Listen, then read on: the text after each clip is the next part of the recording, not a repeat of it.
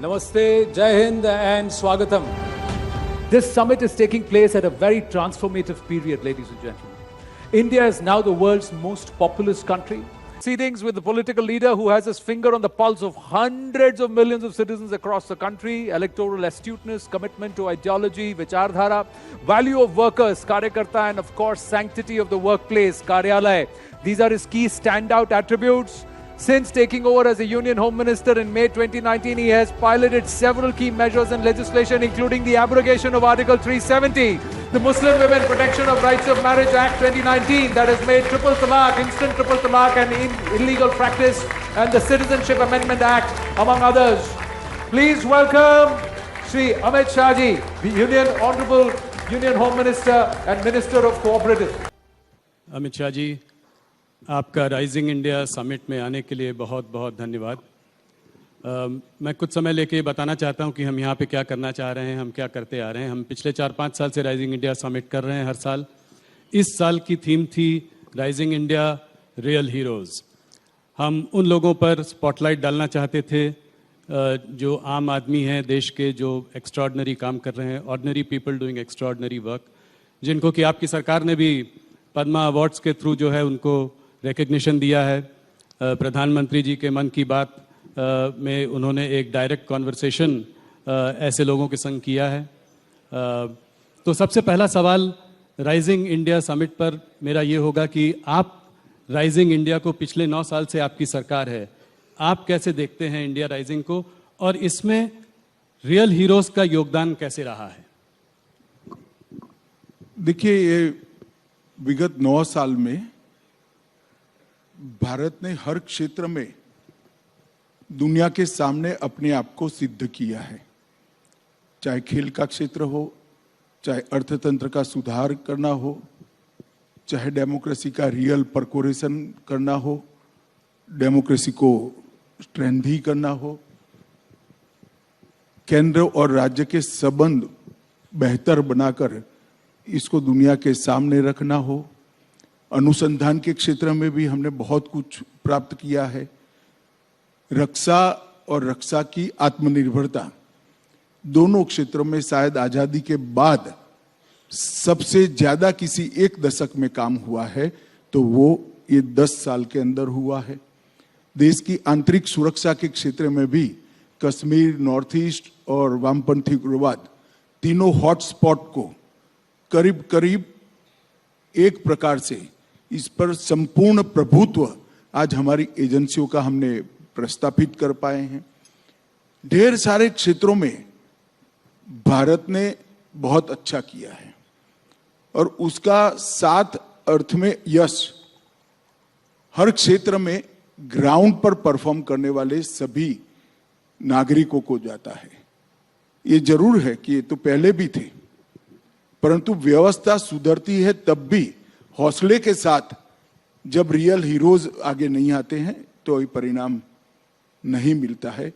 मुझे पूरा भरोसा है कि अब इस नींव पर मोदी जी ने जो हमारे सामने एक स्वप्न रखा है कि 2047 में जब देश की आजादी के 100 साल पूरे होंगे, तब विश्व में हर क्षेत्र के अंदर भारत नंबर 1 होगा, सर्वप्रथम होगा।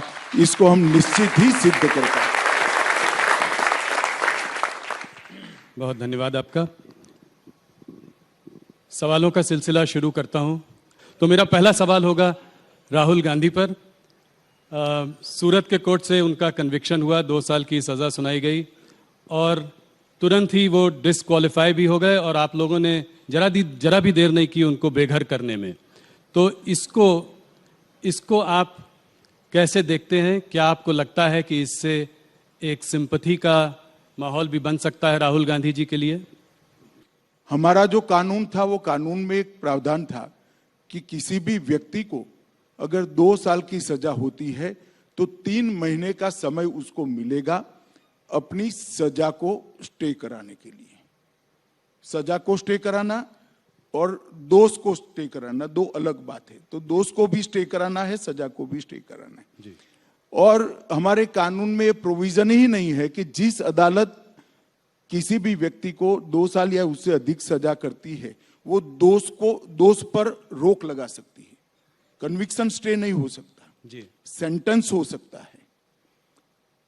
अब एक lily Thomas versus union of India का जजमेंट आया है 2013 में। उस जजमेंट में सुप्रीम कोर्ट ऑफ इंडिया ने तय कर दिया कि 3 महीने आपको नहीं मिलेंगे। क्यों देना है? चुने हुए प्रतिनिधि कोई विशेष प्रायोरिटी क्यों एंजॉय करे?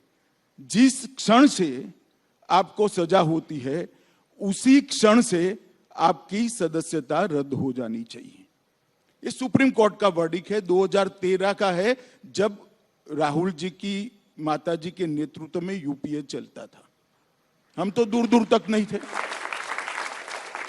अब ये जजमेंट आने के बाद हम तो आज भी सुधारना नहीं चाहते जजमेंट को, मगर कांग्रेस सरकार सुधारना चाहती थी क्योंकि वो लालू जी को बचाना चाहती थी। एक ऑर्डिनेंस लेके आए मनमोहन सिंह जी और इसको नॉनसेंस कर श्रीमान राहुल गांधी ने पूरे देश के सामने अपने ही सरकार के ऑर्डिनेंस को फाड़ दिया। अब उनके फाड़ने के बाद किसकी मजाल थी कांग्रेस सरकार में कि इस ऑर्डिनेंस को कानून में बदले, विड्रॉ कर लिया गया जी। आज अगर वो कानून होता तो वो शायद बच जाते, इतनी हाई तौबा नहीं करनी पड़ती। और दूसरी बात, उन्होंने अब तक अपने दोष पर रोक लगाने के लिए, कन्विक्शन पर स्टे लेने के लिए अपील भी नहीं की है। किस प्रकार की एरोगेंसी है? आपको फेवर चाहिए, आप मेंबर पार्लियामेंट बने रहना चाहते हो और अदालत के सामने भी नहीं जाओगे? ये किस प्रकार की एरोगेंसी है? कहां से जनरेट होती है ये एरोगेंसी? कहां से जनरेट होती है? और ये श्रीमान पहले नहीं है, अब तक राजनीति में उनसे ज्यादा बड़े पद पर रहे हुए और उनसे भी ज्यादा अनुभव रखने वाले ढेर सारे नेता इसी प्रावधान के तहत अपनी सदस्यता गंवा चुके हैं। मैं 3 नाम तो आपको अभी भी गिना सकता हूं। श्रीमान लालू प्रसाद यादव इसका सबसे पहला भोग बने, उसके बाद जयललिता जी बनी और राशिद अल्वी जी बने। ऐसे 17 लोग इंक्लूडिंग राहुल गांधी, सबकी सदस्यता गई है। किसी ने काले कपड़े नहीं पहने, किसी ने हाय तौबा नहीं की, क्योंकि ये सुप्रीम कोर्ट का जजमेंट है, देश का कानून है। मगर अब इन पर आ गई तो कांग्रेस वाले कहते हैं गांधी फैमिली के लिए एक अलग कानून बनाना चाहिए। मैं देश की जनता को पूछना चाहता हूं, किसी एक परिवार के लिए इस देश में अलग कानून बनना चाहिए क्या? ये देश की जनता ने तय करना है। किस मेंटालिटी में जीते हैं लोग? और फिर कुछ भी होता है तो मोदी जी पर आरोप करना, लोकसभा स्पीकर पर आरोप मढ़े जा रहे हैं। अरे भाई, आप कानून पढ़ो, वो तो शायद नहीं पढ़ पाएंगे, मुझे मालूम है, समझ नहीं पाएंगे, परंतु कांग्रेस के बड़े बड़े वकील जो राज्यसभा में बैठे हैं और वकील होने के कारण ही बैठे हैं, वो लोग भी नहीं समझाते हैं कि भाई लोकसभा स्पीकर के हाथ में कुछ नहीं है। लोकसभा स्पीकर शायद 2 दिन के बाद भी कुछ करते तो वो 2 दिन में एज अ मेंबर पार्लियामेंट आपने जो कुछ भी वक्तव्य दिया है वो लोकसभा को इरेज करना पड़ता, क्योंकि आपकी सदस्यता वो क्षण से जाती है जिस क्षण से आपको सजा होती। पर घर से भी तुरंत निकाल दिया, घर थोड़े दिन दे सकते थे, रुक सकते थे। तो इससे फायदा क्या होता, समझाइए। नहीं, सिंबॉलिक है, बैर की राजनीति बोल रहे हैं ये, इसलिए मैं सवाल पूछ। सिंबॉलिक तो ये है कि फॉर व्हाट स्पेशल फेवर, आप बता सकते हैं जब जर्नलिस्ट क्यों स्पेशल फेवर करनी चाहिए? जब संज्ञान में आए उसके बाद तुरंत कदम उठाने का सुप्रीम कोर्ट का निर्देश है। ऑनलाइन जजमेंट भी पहुंच गया, जिन्होंने अर्जी की थी उन्होंने जजमेंट पहुंचा दिया। और लोकसभा स्पीकर सुप्रीम कोर्ट के आदेश की अवमानना क्यों करे? क्योंकि वो गांधी परिवार के हैं, इसलिए करें। और आप हमें सवाल पूछ रहे हैं, उनको क्यों सवाल नहीं पूछ रहे कि भाई आप कोर्ट में क्यों नहीं गए? बताइए, आपको पूछना चाहिए या नहीं पूछना चाहिए? जी, मुझे लगता है कि वो इस बात को और आगे ले जाना चाहते हैं।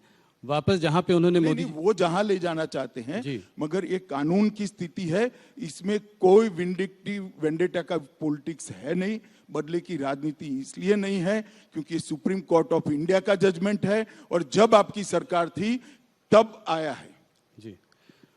अब राहुल गांधी ये कह रहे हैं कि कर्नाटका में भी जो पहली रैली वो करेंगे वो कोलर में करेंगे, जहां उन्होंने ये अपशब्द मोदी जी के लिए किए थे। तो इस बात को वो आगे बढ़ाना चाह रहे हैं। क्या ये चाहते हैं कि उनको इससे कोई सहानुभूति मिलेगी? क्या इसको ये मोदी बनाम राहुल का इलेक्शन बनाना चाह रहे हैं कर्नाटका में? देखिए, अगर वो वही जगह से भाषण करना चाहते हैं तो हम कैसे रोक सकते हैं? डेमोक्रेसी में हर कोई व्यक्ति, लोकतंत्र में जहां से कुछ भी बोलना चाहे बोल ही सकता है, इसमें मुझे कोई आपत्ति है। और मोदी बनाम राहुल करना चाहते हैं तो भी मुझे आपत्ति नहीं है। भाजपा के लिए जीतने की इससे बड़ी कोई फॉर्मूला ही नहीं हो सकती।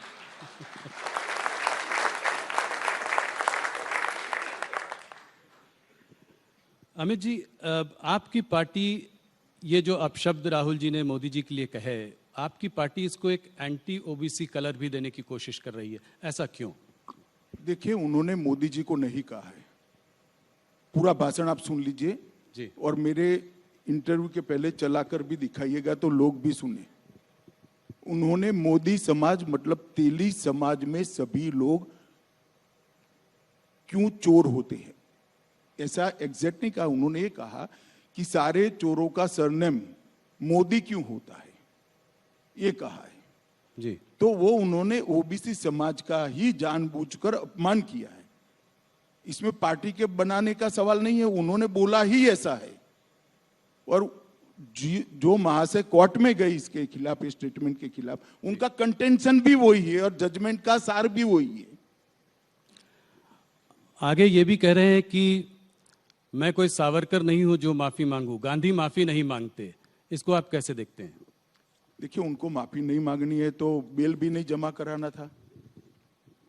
महात्मा गांधी ने किया था एक बार, अंग्रेजों ने उनको सजा करी तो कहे मैं पेनल्टी नहीं भरूंगा, माफी नहीं मांगूंगा, पेनल्टी नहीं भरूंगा, दंड भी नहीं भरूंगा, सब कर दिया। तो इन्होंने भी करना चाहिए था। मेरी जानकारी जो है 15,000 रुपए का मुचरका भरकर वो बेल लिए हैं जी। और दूसरा, माफी न मांगनी हो तो न मांगे, मगर सावरकर जी के लिए इस प्रकार के शब्द नहीं करने चाहिए। मैं इतना कह सकता हूं कि इस देश के लिए ज्यादा से ज्यादा यातनाएं सहने वाले व्यक्तियों में से एक वीर सावरकर। पूरे आजादी के संग्राम के अंदर एक ही व्यक्ति ऐसी है जिसको एक साथ 2 जन्म टिप की सजाएं हुई जी।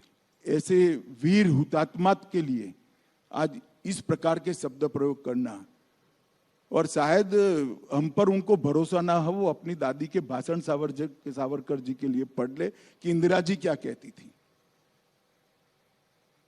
वो पढ़ लेंगे तो उनको मालूम पड़ेगा। उनके साथी भी उनको कह रहे हैं, शिवसेना शरद पवार सब एडवाइस कर रहे हैं। जी।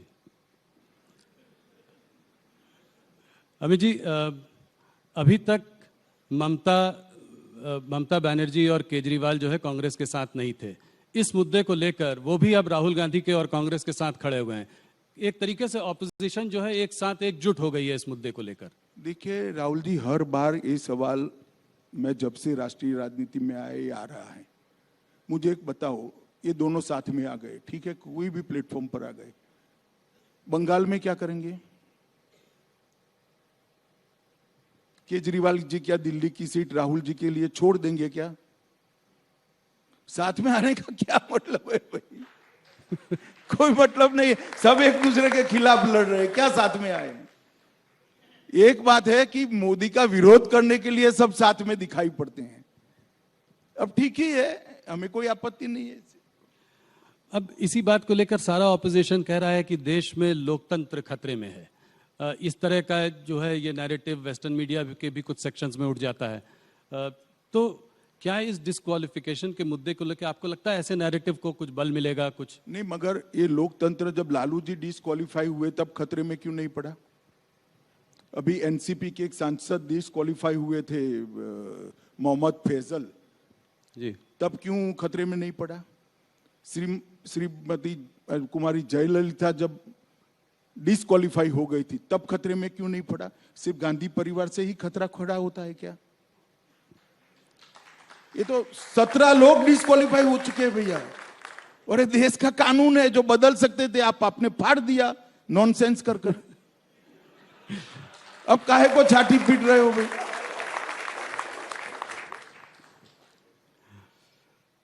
अमित जी, थोड़ा आने वाले चुनाव, कर्नाटका के चुनाव की ओर देखते हैं। कुछ प्रदेश के चुनाव इस साल जो हैं बड़े चुनाव हैं, कर्नाटका, मध्य प्रदेश, राजस्थान, छत्तीसगढ़, और ये एक तरीके से 2024 के पहले एक सेमीफाइनल मैच है। तो आप कर्नाटका के चुनाव को कैसे देखते हैं? आज क्या लगता है आपको, वहाँ पर स्थिति क्या है? कितनी सीटें देते हैं आप? ये सवाल मैं हर बार आपसे पहले पूछता हूँ। देखिए, मैं कर्नाटक 9 दिन लगाया हूँ, चुनाव की घोषणा की पहले आज ही हुई है, और करीब करीब कर्नाटक के जो 5 क्षेत्र है, मुंबई कर्नाटक, कल्याण कर्नाटक, मैसूर, बेंगलुरु, इस तरह के जो 5 क्षेत्र है, 5 क्षेत्र में मैं जाकर आया हूं और 9 दिन तक डिटेल दौरा किया है। मैं आपको पक्का असेसमेंट कर रहा हूं कि हम निश्चित रूप से हाफ वे मार्क से काफी आगे रहेंगे। पूर्ण बहुमत की भारतीय जनता पार्टी की सरकार बनने जा रही है। मुख्यमंत्री बोमई हैं और चेहरा येडियुरप्पा। प्रधानमंत्री ने भी उनका हाथ पकड़ा और उनका जो है उनको प्रोत्साहन दिया जब वो गए थे वहां पे। तो इसको आप कैसे देखते हैं? किसके चेहरे के अंडर चुनाव लड़ रहे हैं? क्या बोमई वापस, अगर आप जीतेंगे तो मुख्यमंत्री बनेंगे? एक बात समझ लीजिए, येदियुरप्पा जी हमारे वरिष्ठ नेता है। आज भी मैं कह रहा हूं सबके सामने कि येदियुरप्पा जी बहुत बड़े आकर्षण के साथ स्टार कैंपेनर की भूमिका कर्नाटक के अंदर निभाएंगे, और उन्होंने वो कर्नाटक असेंबली में भी स्पष्ट कर दिया है। जी। तो अगर जीत कर वापस आएंगे तो बोमई जी वापस मुख्यमंत्री बनेंगे? देखिए, वो तो पार्टी तय करेगी। अभी पार्टी में इस प्रकार की कोई चर्चा नहीं हुई है, और कर्नाटक की जनता डबल इंजन सरकार चाहती है। मोदी जी की योजनाओं को, मोदी जी के कार्यक्रमों को और मोदी जी के विजन को नीचे इंप्लीमेंट करे, इस प्रकार की समान विचार सरणी वाली सरकार कर्नाटक की जनता चाहती है, और परिणाम भी इसी प्रकार के आए। जेडीएस ने करीब 150 लोगों की लिस्ट जारी कर दी है, कांग्रेस ने भी करीब 125 कैंडिडेट घोषित कर दिए हैं। आप लोगों ने अभी तक कोई लिस्ट जारी नहीं की, तो कहीं ना कहीं कोई चौंकाने वाली कोई नहीं, चौंकाने वाला कुछ नहीं होता। हमारे यहाँ एक पद्धति तय है, जिले को सुनते हैं, फिर प्रदेश में इस पर चर्चा होता है, फिर यहाँ पर आता है और केंद्रीय पार्लियामेंट्री बोर्ड निर्णय करता है। वहां परिवारों को सुनना है। 5 परिवार इकट्ठा बैठ जाते, और जेडीएस में तो 5 भी नहीं बैठना, एक ही परिवार बैठ जाए तो सारे फैसले हो जाते देवगौड़ा जी का, और यहाँ 3-4 परिवार बैठ जाए तो फैसला तो उनके लिए बड़ा सरल है। हमारे यहाँ लाखों कार्यकर्ताओं से चरणबद्ध चर्चा करनी होती है तो थोड़ी देर लगती है भैया, हम थोड़े स्लो भी है। विधानसभा के चुनाव की घोषणा से पहले आपकी पार्टी ने जो 4% रिजर्वेशन मुस्लिम्स के लिए था, उसको आपने 2% जो है लिंगायत और वोकालिगा उसके लिए उसमें बांट दिया। ऑपोजिशन का कहना यह है कि ये पोलराइजेशन की आपकी एक स्ट्रैटेजी है। इसको कैसे देखते हैं आप, क्या मानते हैं? देखिए, मैं मानता हूं ये करने में थोड़ी देर हो गई है, क्योंकि धर्म के आधार पर आरक्षण संविधान सम्मत नहीं है, ये गैर संवैधानिक है। किसी भी प्रकार का आरक्षण धर्म के आधार पर नहीं हो सकता है। जो कांग्रेस की कर्नाटक सरकार ने पोलराइजेशन के लिए किया था, उसको हमने करेक्ट किया है, और मैं मानता हूं ये करने में थोड़ी देर हो गई। কেবল স্ট্রং নহয়, মাইথান স্ট্রং, মাইথান স্টিল নির্মাণৰ মানদণ্ড।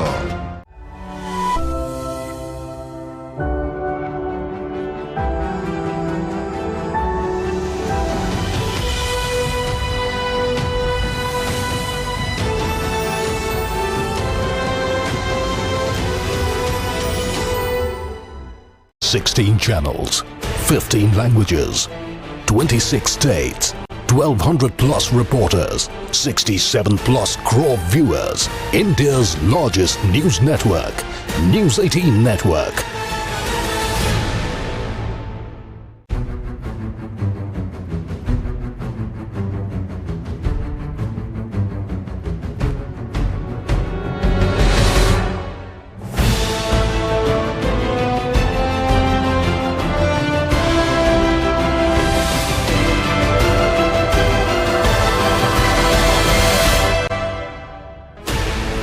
16 channels, 15 languages, 26 states, 1200 plus reporters, 67 plus crore viewers. India's largest news network, News 18 Network.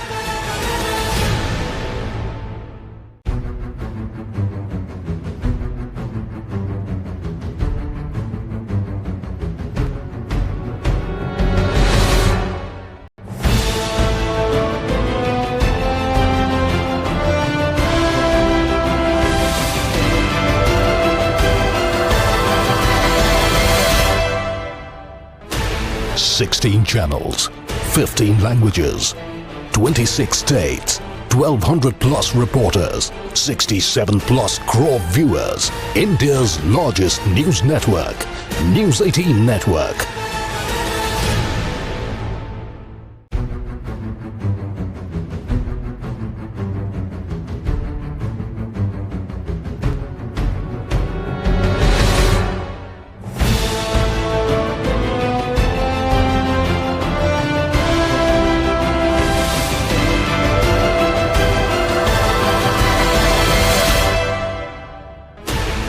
Sixteen channels, 15 languages, 26 states, 1200 plus reporters, 67 plus crore viewers. India's largest news network, News 18 Network.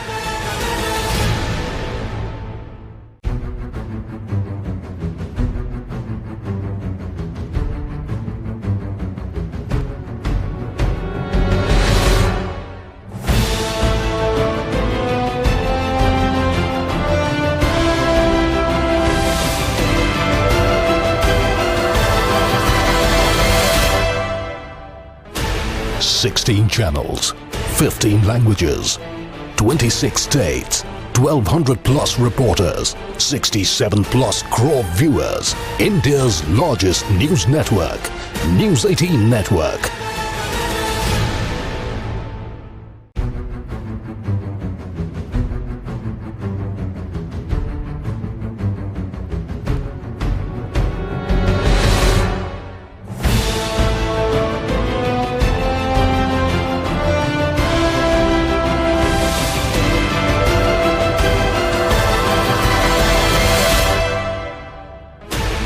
Sixteen channels, 15 languages, 26 states, 1200 plus reporters, 67 plus crore viewers. India's largest news network, News 18 Network.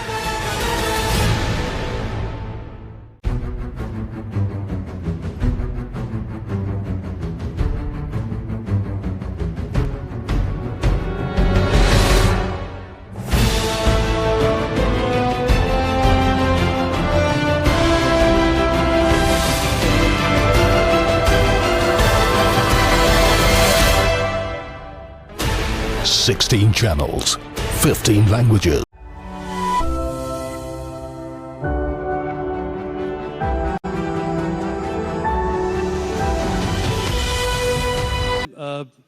थोड़ा सा आने वाले 2024 के चुनाव पर चर्चा करते हैं।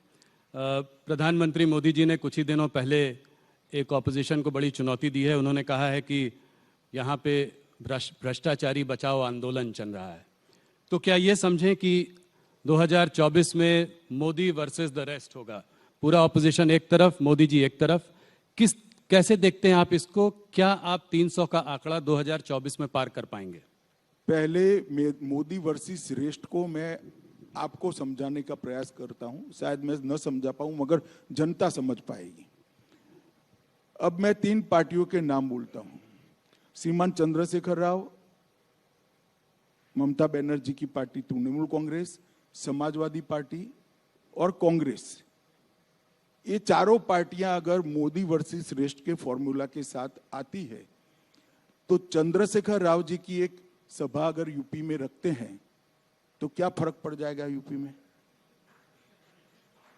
और ममता बनर्जी की सभा तेलंगाना में रखते हैं तो क्या फर्क पड़ जाएगा? और यादव साहब की सभा अगर बंगाल में रख देंगे तो क्या फर्क पड़ेगा? ये सब अपने अपने राज्य में हमारे सामने ही लड़ रहे हैं और लड़ाई इसी तरह से होनी है। एकता आपकी टीआरपी बढ़ाने के लिए है, आपको उन लोगों का धन्यवाद करना चाहिए। एकता का कोई मतलब ही नहीं है। कोई एक दूसरे को ना नेता मानता है, ना एक दूसरे के लिए एक सीट छोड़ने को तैयार है। चलिए मैं मानूं कि टीआरएस तेलंगाना में 5 सीटें ममता जी को दे दे तो एक लड़ाई हुई भाई। और समाजवादी पार्टी भी 5 सीट वहां दे दे और ममता जी बंगाल में 5-5 सीटें दोनों को दे दे, तब तो एक हुए। मगर सब अपनी अपनी लड़ाई भाजपा के सामने लड़ेंगे और क्या हम सब एक है? क्या एक है भाई? नहीं, तब तो आपके लिए बहुत अच्छा है। मगर मान लीजिए उत्तर प्रदेश में एक सीट पर एक ही कैंडिडेट हो, जो जॉइंट कैंडिडेट हो सबका, समाजवादी पार्टी, बहुजन समाज पार्टी और कांग्रेस का, तब कैसे लड़ाई होगी? ना बहुजन समाजवादी पार्टी ऐसा कहती है, ना समाजवादी पार्टी ऐसा कहती है। वो अलायंस करते हैं बंगाल और तेलंगाना में, जी। तो कैसे एक होंगे बताओ? Amit ji, central investigative agency से जो है ऑपोजिशन को बहुत डर है। कहती हैं कि जो हमको हैरेस करते रहते हैं, सरकार इनका इस्तेमाल करती है उन लोगों को परेशान करने के लिए। आज अगर आप देखें तो सत्येंद्र जैन, मनीष सिसोदिया जेल में हैं। चाहे वो कविता हो, केसीआर जी की बेटी हो कविता हो, हेमंत सोरेन हो, सब लोग या तो ईडी के घेरे में हैं या सीबीआई के घेरे में हैं। तो भूपेश बघेल जी के भी ज़्यादातर लोगों पर रेड्स पड़ती रहती हैं। तो ऑपोजिशन का कहना ये है कि क्या ईडी और सीबीआई के दफ्तर भारतीय जनता पार्टी के स्टेट्स में बंद हो चुके हैं? जरा भी ऐसा नहीं है। 2014 और 2019 दोनों चुनाव में भारतीय जनता पार्टी की सरकार ने देश को वादा किया था कि हम करप्शन के खिलाफ लड़ेंगे, और हमारी ये लड़ाई करप्शन के खिलाफ है। कल ही मोदी जी ने कुछ आंकड़े दिए थे, मैं इसको रिपीट करना चाहूंगा। 2004 से 2014 में ईडी, यही कानून था, कोई कानून हमने बदला नहीं है, यही कानून था। ईडी जो पीएमएल के कानून के तहत 5,000 करोड़ की संपत्ति कुर्क की थी, और मोदी जी के शासन के अंदर हमने 1,10,000 करोड़ की संपत्ति कुर्क की। उसका 5% भी पॉलिटिशियन का नहीं है, बाबुओं का भी है, भ्रष्ट व्यापारियों का भी है, सबका है, जो देश के कानून को तोड़कर टैक्स दिए बगैर धन शोधन करते हैं। क्या लड़ाई बंद कर दें? और क्या देश की जनता ऐसा कानून चाहती है कि अगर कोई पॉलिटिशियन, कोई राजनीति में काम करने वाले नेता या व्यक्ति भ्रष्टाचार करे तो इसके खिलाफ कोई कार्यवाही न हो? यही सीबीआई के तहत 9 वर्षों में हमने 5,000 केस भ्रष्टाचार के दर्ज किए। कांग्रेस ने 500 भी नहीं किए थे, 500 भी नहीं। क्या 5,000 के 5,000 केस राजनीतिक पार्टियों के कार्यकर्ताओं पर है? ना, सभी के सामने है, बाबुओं के सामने भी है, व्यापारियों के सामने भी है, और मिली भगत के सामने भी है। और जहां तक दुरुपयोग का सवाल है, लालू जी पर केस किसने किया था? यूपीए की सरकार ने किया था जी। शेख अब्दुल्ला के खिलाफ विमान भरकर अफसर, वो बड़े वाला एयर इंडिया का पुराना विमान आता है, क्या कहते 320 या ऐसा विमान होता है, पूरा विमान भरकर अफसर भेजे थे और कई सालों के लिए जेल में डाल दिए थे। किसने किया था? इंदिरा जी ने किया था। ये तो भ्रष्टाचार के केस है। मैं राहुल जी को और उनकी पार्टी को याद कराना चाहता हूं, इमरजेंसी डालकर लाखों बेगुनाह विपक्ष के नेताओं को जेल में डाल दिया था 19 महीने तक, और बेल का प्रोविजन भी नहीं था। और यहां तो बेल का प्रोविजन, आप कोर्ट में जाइए। मैं आपको बताता हूं दुरुपयोग कैसे होता है, मैं उसका भुक्तभोगी हूं। हमारे खिलाफ कोई भ्रष्टाचार का केस कांग्रेस ने नहीं किया था। एक एनकाउंटर हुआ था, उसमें मैं राज्य का गृह मंत्री था, मुझ पर केस कर दिया और सीबीआई ने मेरी अरेस्ट की जी। अरेस्ट में सीबीआई के रिकॉर्ड पर आज भी टैप किया हुआ पड़ा होगा, अगर प्रामाणिकता से टैप किया तो सीबीआई के उस वक्त के अफसरों ने, और मिटा नहीं दिया कांग्रेस सरकार ने। तो 90% सवालों में यही था कि काहे को परेशान हो रहे हो, मोदी का नाम दे दो आपको छोड़ देंगे। हमने तो काले कपड़े नहीं पहने, कोई विरोध नहीं किया जी।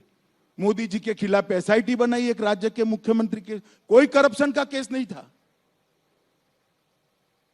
दंगों में इन्वॉल्वमेंट का केस करा फर्जी टाइप का, जो अंत में सुप्रीम कोर्ट ने खारिज किया। हमने कोई हाई तौबा नहीं करी थी, कभी काले कपड़े पहनकर संसद को हमने जाम नहीं किया था भाई। और मैं बताता हूं नतीजा क्या आया। मुझे पकड़कर अरेस्ट किया, 90 में दिन ही बेल दे दी मुझे हाईकोर्ट ने। हाईकोर्ट ने कहा कि अरेस्ट करने के लिए पर्याप्त प्रूफ ही नहीं है। मुंबई में केस चला, गुजरात के बाहर ले गए, कोई आपत्ति नहीं, मुंबई में चला। वहां कोर्ट ने कहा कि राजनीतिक प्रतिशोध की भावना से सीबीआई ने राजनीतिक इशारों पर यह केस किया है, इसलिए हम अमित शाह के खिलाफ के केस को और सारे आरोपों को खारिज करते हैं। हमने हाई तौबा नहीं की थी। और यही लोग थे, यही चिदंबरम बैठे थे, यही सोनिया जी नेतृत्व करती थी यूपीए सरकार का, यही मनमोहन सिंह थे और यही राहुल गांधी सांसद थे। अब क्या हो गया भाई? और हमने तो आप पर जो केस करे हैं भैया वो करप्शन के हैं, आपकी बदजुबानी का केस है। इस प्रकार के फर्जी केस नहीं किए हैं। और केजरीवाल भी रोज छातियां पीटते हैं भैया ये सारे निर्दोष हैं। तो जैन साहब कितने समय से अंदर हैं? काफी समय हो गया, 1.5 साल हो गया जी। क्यों बेल नहीं होता है? सिसोदिया जी कितने समय से अंदर हैं? क्यों बेल नहीं होता है? इस देश में अदालतें हैं भाई, सबने अपना केस लेकर अदालत के सामने जाना चाहिए। एजेंसियों के दुरुपयोग का आरोप करने की लिए मैं कांग्रेस के मित्रों को कहना चाहता हूं, एक उंगली किसी के खिलाफ करोगे तो 4 उंगली आपके खिलाफ आती है, ध्यान रखना। और इस देश की जनता ने आपके समय में सब कुछ देखा हुआ है, मगर हमने कभी भी ऐसे काले कपड़े पहनकर, काली पगड़ियां, काली धोती, काला कुर्ता पहनकर नहीं, रोड पर नहीं निकले हम। वही कानूनी मामला है, निर्दोष है तो कानून में श्रद्धा होनी चाहिए, कानून छोड़ देगा आपको जी। मैं तो इतने साल तक कभी नहीं बोला, आज आपने यूं कर कर बुलवाया तो मैंने बता दिया। अब तक नहीं बोला था मैं तो कभी। पर अमित जी एक और और पूरी मेरी इंट्रोगेशन में एक ही बात, मोदी का नाम दे दो, मोदी का नाम दे दो, मोदी का। भाई क्यों डरते हो मोदी से, क्यों फंसाना चाहते हो? और कोई इंट्रोगेशन में कोई चीज नहीं पूछी मुझे, और मेरे कारण बेचारे कई सारे पुलिस अफसर, निर्दोष टाइप के अफसरों को जेल में डाल दिया। और वही कांग्रेस आज ये प्रलाप कर रही है, वही चिदंबरम साहब आज बोल रहे हैं, वही कपिल सिब्बल बोल रहे हैं, वही अभिषेक मनु सिंघवी बोल रहे हैं। उनको आत्मचिंतन करना चाहिए कि भ्रष्टाचार का जितना भी पैसा इकट्ठा किया है, एक बार सामने से अदालत के सामने जाकर दे दे, शायद अदालत माफ कर दे उनको। ये ढूंढकर पकड़ेंगे तो तकलीफ आएगी। एक ऑपोजिशन लीडर का कहना यह है कि ये सारे आप भ्रष्टाचार के जो केसेस आप इन्वेस्टिगेट एजेंसीज तो करती हैं, पर अगर नेता पार्टी बदलकर भारतीय जनता पार्टी में आ जाए तो उसके खिलाफ केसेस को ड्रॉप कर दिया जाता है। ये बिल्कुल बेसलेस बात है। इस देश में अदालतें हैं, आपके पास अगर कॉन्क्रीट केस है तो लेकर अदालत में जाइए, अदालत सीबीआई को डायरेक्ट करेगी, ईडी को डायरेक्ट करेगी। कौन ईडी और सीबीआई की हिम्मत है अदालत के डायरेक्शन के खिलाफ काम करने की? बताइए किसकी हिम्मत है? और कांग्रेस पार्टी क्या मानती है? इस देश में अदालतें बंद हो गई है, जाइए आप अदालत में। কেবল স্ট্রং নহয়